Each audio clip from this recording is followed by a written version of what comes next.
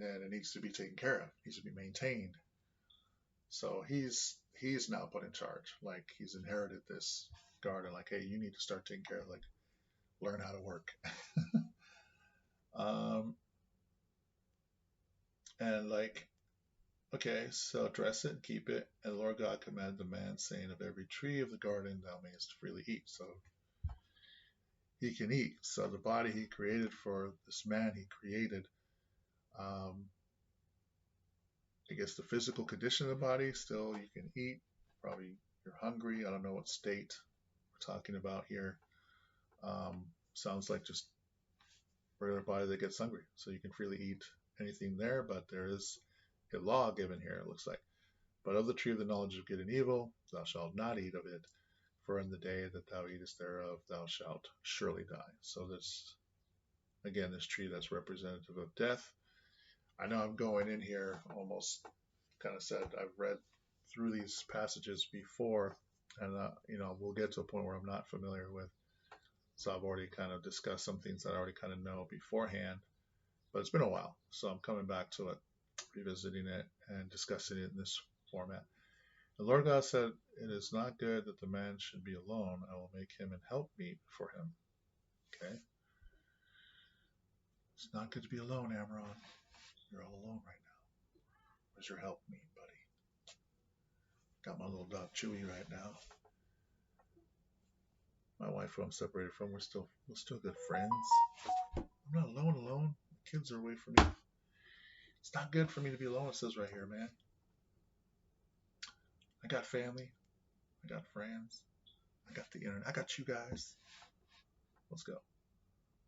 All right. And out of the ground the Lord God formed every beast of the field and every fowl of the air, and brought them unto Adam to see what he would call them. And whatsoever Adam called every living creature, that was the name thereof. So these names of the creatures, you know, I grew up just knowing these names. Do those names go all the way back that far? It'd be interesting to know some of the history on the formation of these words. And Adam gave names to all cattle, and to the fowl of the air, and to every beast of the field. But for Adam there was not found an helpmeet for him. And the Lord God caused a deep sleep to fall upon Adam, and he slept. And he took one of his ribs and closed up the flesh instead thereof. So there might have been, like, who knows if there was some sort of, it doesn't say here, but you could almost assume that being given charge of over all these animals and naming them, he would have noticed a companion probably for each, if there was. It doesn't mention that, doesn't go into detail on the arrangement of the animals, but there's some sort of order there established, some pattern, you know. So maybe, and then just what he said to him, like, it's not good for you to be alone. I'll make you a helpmeet. Like, what does that mean? You see the other animals, I guess, as you're naming them, you'll see one has a partner, male or female. They're pairs, like going all the way to the story of Noah, right?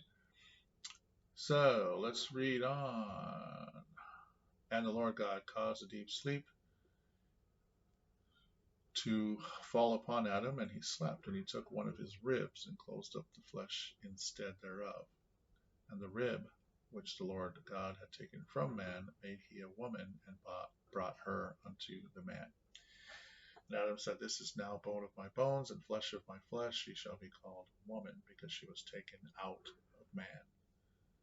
So is that the meaning of woman here? Like, it gives a definition, almost like, because woman has the word man in it, but woman, because to define that, she was taken out of the man.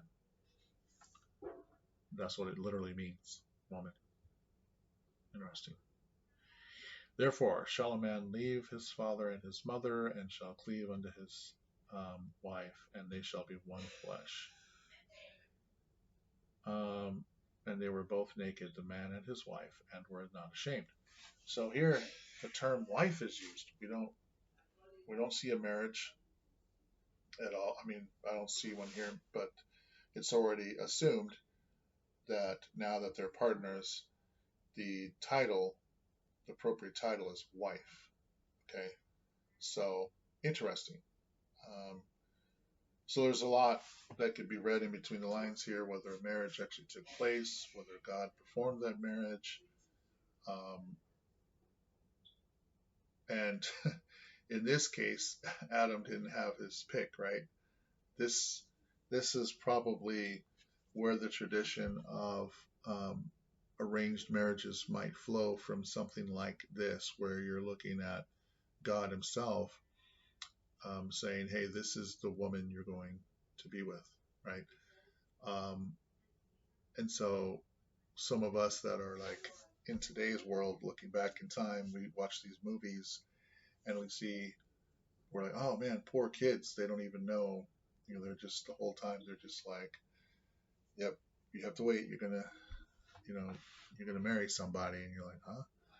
And the whole time you get to that point, then it's like, okay, now meet your wife. And she might even be covered, and that might all be part of that flows from this tradition. That like that, being covered.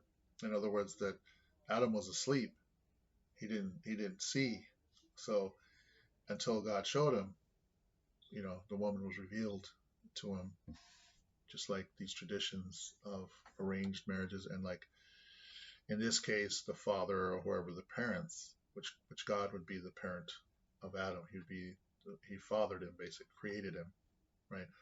So if me and my wife create a child, we co-created that child. We're like the parent, so we get to decide. Um, okay, here's your wife, kind of thing. So maybe that kind of all goes back to this. So it's interesting to read through. This is a historical thing. I mean, this book has been around for ages. So um, a lot of meanings are drawn from these words. I know this is King James version, so I mean that can go more in depth if you go into Hebrew and stuff like that. And who knows? That's probably where this vlog could lead into. You know, well, that'd be another playlist. Right now, I'm just keeping this one simple, just a reading chapter, throwing my thoughts out, things that come to mind, um, the way that my mind's reacting to it. And again, it's interesting having like this kind of public audience that I'm creating on this, which kind of stirs my thoughts a little differently too. Instead of being alone, or perceptibly, it seems I'm alone right now. I am alone. I'm not talking to anyone. This is not actually put onto the public format yet. But in my mind, I'm seeing a future where this is in there and people could be responding to it. And as a result, my mind is reacting in a way different than if I was just sitting here and studying this by myself, probably half asleep looking at it. You know, that's kind of why I'm doing this. This is next level for me. This has helped me really get through this and digest this, and have a record on a video log going, yeah, you read the whole thing through and through. And maybe I could do other books like this too, um, just to like gain more knowledge. I'm not, like I said, I'm not a big reader, but got to start somewhere, right? So, all right, that's it for today, June 2nd, chapter 2, Genesis got knocked out. See y'all in the next one.